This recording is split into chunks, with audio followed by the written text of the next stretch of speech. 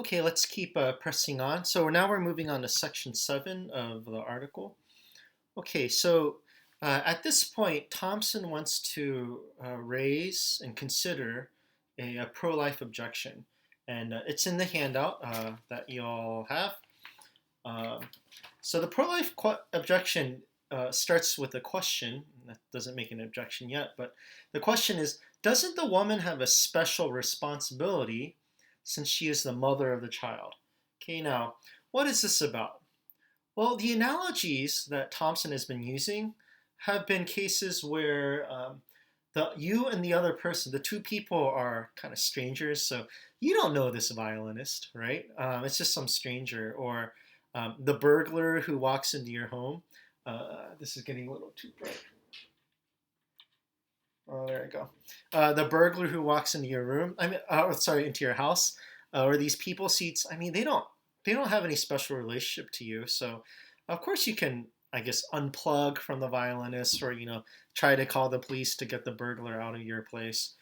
Um, but the pro-lifer could say, there's something special in the case of the mother and her child. Like, it's like if you woke up and you were hooked up to somebody that wasn't just a random violinist, but your child, right? Your son or your daughter. And in that case, it seems you do have a special responsibility to take care of this child. All right, so what's Thompson going to say about that? Well, Thompson's going to say that we only have the special responsibility if we assume it. Okay, so you have to. Some people like my use of the board. It's not a whole lot of use right now, but you have to assume responsibility. You have to consent to it. So if the she uses the term assume, which we don't use as much. A more common word we use is consent, which is, I think that's what she's talking about. So um, if if the what's the case where that happens and when it doesn't? So if two parents are trying to have a child and they like have the child go to term and then they actually give birth to the baby and take it home. Well, by this time they've consented to taking care of a child, right?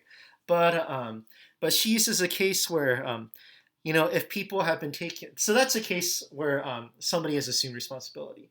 Okay. In another case where, let's say, a mother has been trying to do their best to, the woman has done her best to try to block pregnancy from happening, use birth control, been responsible.